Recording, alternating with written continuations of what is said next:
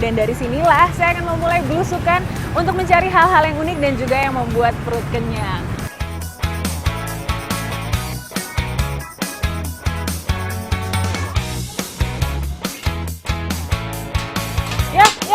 Ya, malah pencok, Pak.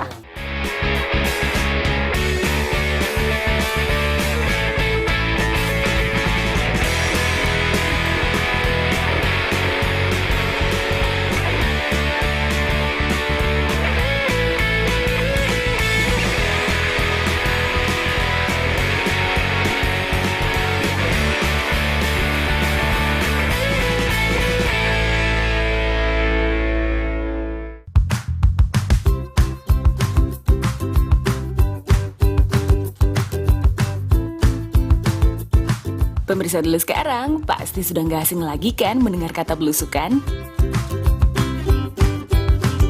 Kata belusukan bahkan seolah sudah menyatu dengan kosakata baru, menggambarkan tindakan para pemimpin yang sering bepergian ke pelosok melihat keadaan rakyatnya. Nah sekarang coba ingat-ingat lagi, kapan tepatnya Anda mulai mendengar kata belusukan? Dari kecil, Mbak. Iya, soalnya kan belusukan dari kata bahasa Jawa. Artinya kalau belusukan itu orang itu suka main ke tempat yang dia belum pernah tahu. Dari itu dengan TV, dari TV, lihat TV. Ya belusukan tuh cari-cari ya berita. Ya Pak Jokowi. Belusukan artinya ya masuk-masuk gitu ke dalam-dalam, terjun-terjun langsung ke lapangan gitu, blusuk-blusuk nah orang Jawa bilang. Yap, kata belusukan merupakan bahasa Jawa dari kata dasar blusuk yang berarti masuk dan akhiran an yang berarti masuk-masuk ke tempat tertentu untuk mengetahui sesuatu.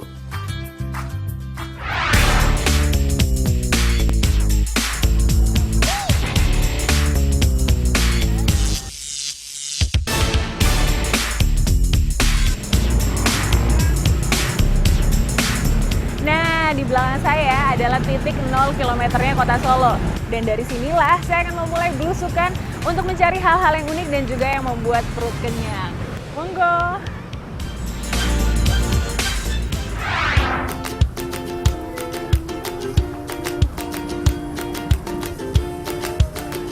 Belusukan dulu sekarang kali ini beda ya pemirsa, nggak melulu serius kok. Yap, kota Solo memang menyimpan segudang hal unik seperti yang satu ini nih. Biayanya, Mas.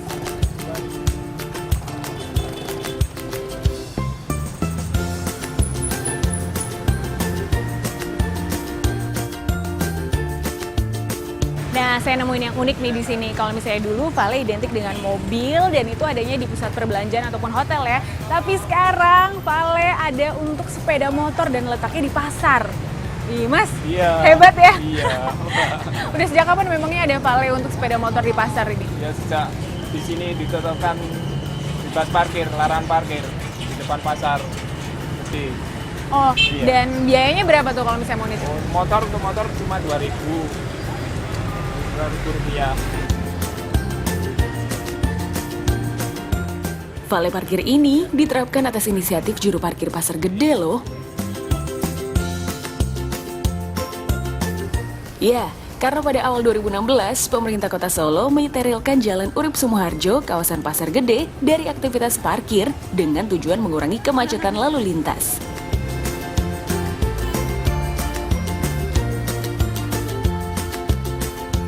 Uniknya, dengan menggunakan jasa Vale parkir ini, pengunjung yang membawa motor hanya perlu memberikan kunci kendaraannya ke petugas parkir. Dan sebagai buktinya, akan diberikan karcis parkir lengkap dengan nomor kendaraannya. Selanjutnya, motor akan dibawa oleh petugas Vale ke kantong-kantong parkir di sekitar Pasar Gede. Nah, untuk pengambilan motor seusai berbelanja di Pasar Gede, pengunjung tinggal memberikan bukti karcis kepada petugas yang akan langsung menghubungi rekannya di area parkir menggunakan HT. 3187, berarti 3187. Tentunya dengan menyebutkan nama pemilik motor dan nomor plat kendaraannya. Wah, tak sampai 3 menit, kendaraan yang dititipkan pun akan langsung datang. Pengguna jasa Vale parkir di Pasar Gede ini cukup merasa terbantu dengan adanya Vale parkir ini. Ditambah lagi dengan layanan terbaik yang diberikan oleh juru parkir. Sebenarnya sih nggak percaya Mbak ya, tapi gimana lagi katanya aturannya udah seperti itu. Sering Percaya Bu nitipin motor? percaya. Kenapa? Ya karena ada mas-masnya sudah kenal. Oh, tiap hari. Tiap hari. Heeh. Percaya kalau nitipin di sini? Iya, percayalah. Ide parkir vale untuk motor ini tentu tak mudah ya. Harus ada rasa saling percaya dari sang pemilik dan yang mengelola. Layanan vale parkir ini sudah dibuka dari pukul 6 pagi hingga 6 sore. Jadi nggak perlu khawatir lagi nggak dapat tempat parkir kalau mau berbelanja ke pasar gede ya.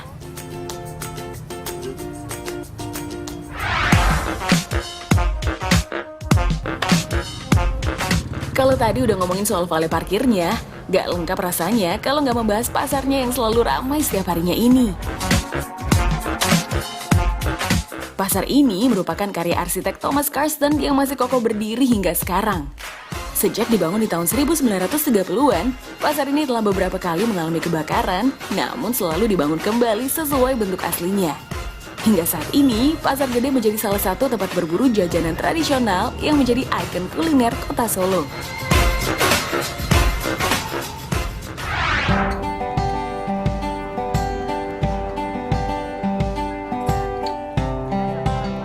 Wah, apaan nih Bu? Saya pesan satu ya Bu ya. Belum sampai masuk ke dalam aja, saya udah tergoda nih di depannya untuk jajan-jajan. Gempol pleret ini sejenis minuman segar seperti dawet, tetapi dengan isian yang berbeda. Jajanan tradisional ini sudah mulai susah dicari loh. Sekilas penyajiannya sama dengan dawet yang menggunakan mangkuk, tapi kalau dilihat dari kuah dan isiannya, ya sangat berbeda. Ini dia gempol pleret yang terbuat dari kelapa. Gempol pleret menggunakan kuah santan sehingga terlihat berwarna putih. Kan ini namanya gempol pleret nih Bu. Yang gempolnya yang mana, yang pleretnya yang mana nih? Tadi itu gempol. Oh ini. Nah, ini namanya gempol nih. Ini terbuat dari apa? Oh, beras sama kelapa.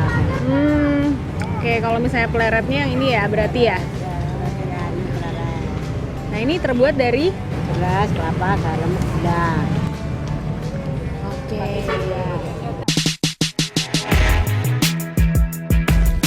Pleret diambil dari nama sebuah daerah di Jepara, Jawa Tengah.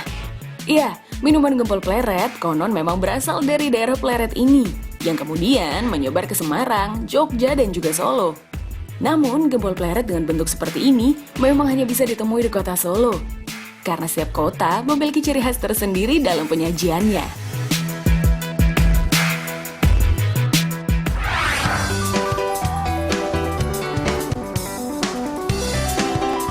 Selain gempol pleret, Pasar Gede masih memiliki jajanan-jajanan tradisional yang legendaris dan sudah mulai jarang ditemui di tempat lain. Wah, akhirnya menemukan. Bu, ini lenjongan ya Bu ya?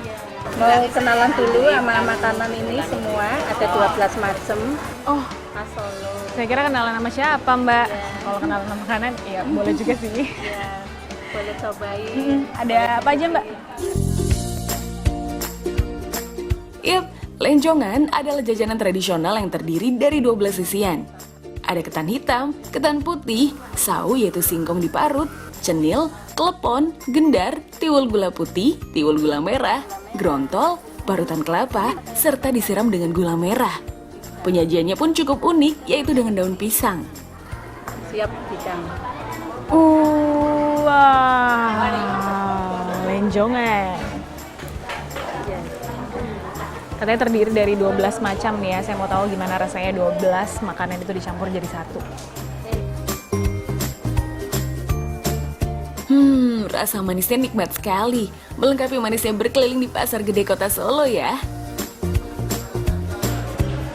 Tadi di depan jajan 5.000, sekarang 4.000. Total 9.000 aja saya udah bisa kenyang dengan jajanan tradisional di Pasar Gede ini.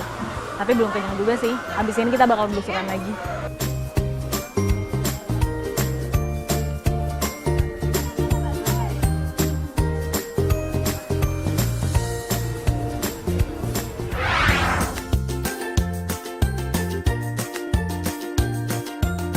Setiap sudut kota yang berjulukan The Spirit of Java ini memang selalu menarik untuk dikunjungi. Kota berbudaya ini masih menyimpan peninggalan yang bersejarah.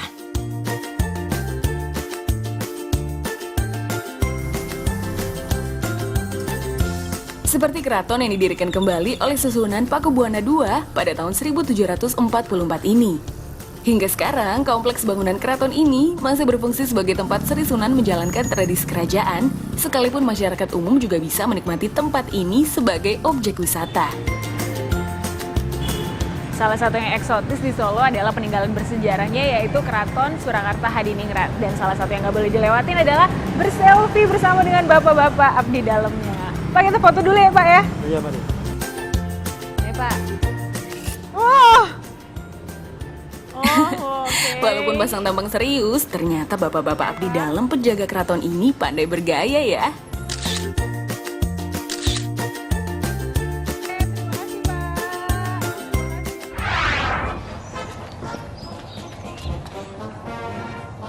Beda lagi dengan adegan dalam film yang satu ini. Pasti masih ingat dong dengan aksi lucu Mr. Bean? Saking ingin berfoto bersama sang prajurit, Mr. Bean pun melakukan berbagai cara untuk mendandani prajurit yang tetap berdiri mematung karena sedang melaksanakan tugasnya. Setelah puas mendandani, rupanya Mr. Bean pun harus menerima kenyataan gagal foto bersama sang prajurit yang pergi begitu saja karena telah mendapat komando untuk meninggalkan tempat. Ada-ada saja ya.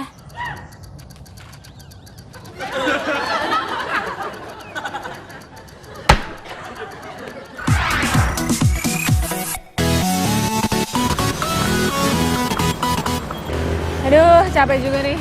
Jalan-jalan kaki terus. Mendingan sekarang biar nggak capek saya naik bendi. Mas, aku naik di sini ya.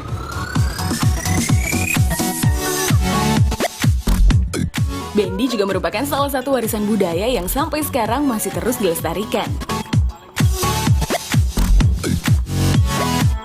Ya, walaupun sudah banyak kendaraan bermotor yang lebih cepat dan praktis, tetapi menggunakan bendi bisa menjadi alternatif terbaik untuk menikmati kota Surakarta.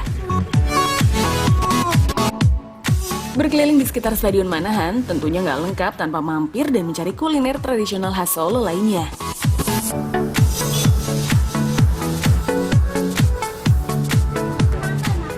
Nah, akhirnya ketemu juga nih cabuk rambak, makanan tradisional Solo yang udah mulai jarang bisa ditemuin di kota ini. Bu, aku mau pesen satu ya Bu ya. Pemirsa, nama cabuk rambak diambil dari komponen makanan ini.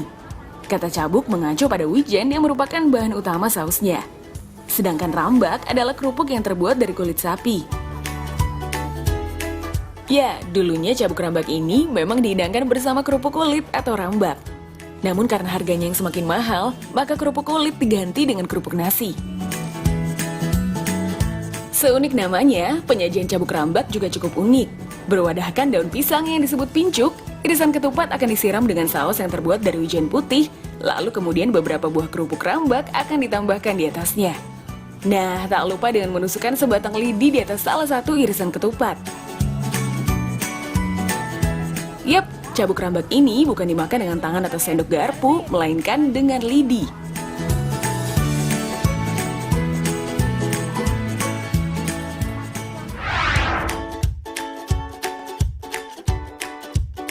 Inilah keunikan pecel deso yang memiliki tampilan dan rasa berbeda dari pecel pada umumnya.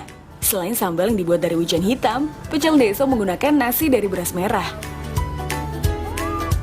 Dulu, pecel ini dijual dengan berkeliling kampung, itulah sebabnya disebut pecel deso. Kalau sekarang, sudah jarang yang menjualnya secara berkeliling. Nasi merah akan ditambahkan dengan daun pepaya, singkong, bayam, jantung pisang, tauge, saus wijen hitam, serta sayuran lainnya.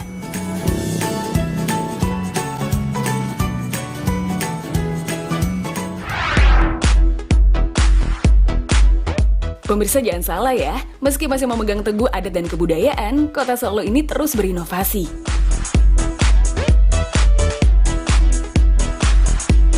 Pernah ke kota Barat? Yep, jika martabak manis biasanya tampil sederhana dilipat begitu saja, beda ceritanya di sini. Markobar yang merupakan singkatan dari Martabak Kota Barat baru saja berusia 1 tahun sejak didirikan di tahun 2015 lalu.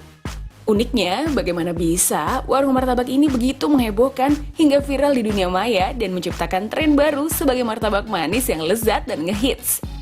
Bisa jadi karena pemilik usaha martabak tersebut adalah Gibran Rakabuming, putra pertama Presiden Joko Widodo. Ya soalnya banyak rasanya aja sih, jadi penasaran. Katanya sih ini martabak yang pertama kali di Solo yang variasinya banyak. Terus makanya penasaran terus nyoba. Terus ditambah lagi yang punya anaknya Jokowi, jadi makin penasaran. Kalau saya sendiri ini nyambil juga nih kan di Solo, langsung ke sini Markobar. Intinya sebenarnya saya mau ketemu sama anaknya Pak Jokowi, namanya si Gibran gitu loh. Yap, Gibran putra Pak Jokowi ini memang seorang pebisnis di bidang kuliner seperti catering, minuman serba susu, dan juga martabak yang belakangan sedang menjadi tren.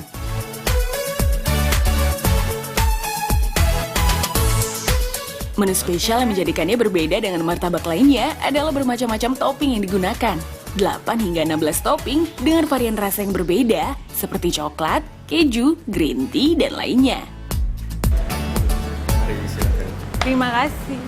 Loh, ini kayak kenal Mas Gibran ya? Wah, pemirsa ini anaknya Pak Jokowi, anaknya Pak Presiden. Jadi yang bikinin martabak saya juga tadi Mas Gibran. Wah, maaf ya Mas. Jadi enak. Mas boleh ngobrol-ngobrol sebentar dulu ya. Wow, ini dia martabak 16 rasanya. Dan ini murni idenya Mas Gibran ya? Awal mula ide bikin bisnis kuliner martabak kayak gini sampai kemana-mana itu dari mana Mas? Enggak sih, idenya sih intinya kita nyontek dari pizza. Jadi kalau martabak kan biasanya kita lipat terus coklatnya kan nggak kelihatan.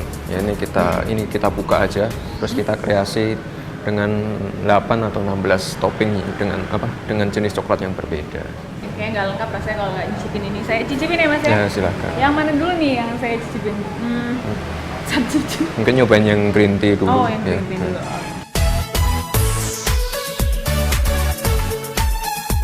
Tak hanya di kota asalnya, Solo, martabak dengan berbagai varian rasa ini sekarang sudah bisa dinikmati di 10 kota besar di Indonesia loh, seperti Jogja, Jakarta, Surabaya, dan lainnya.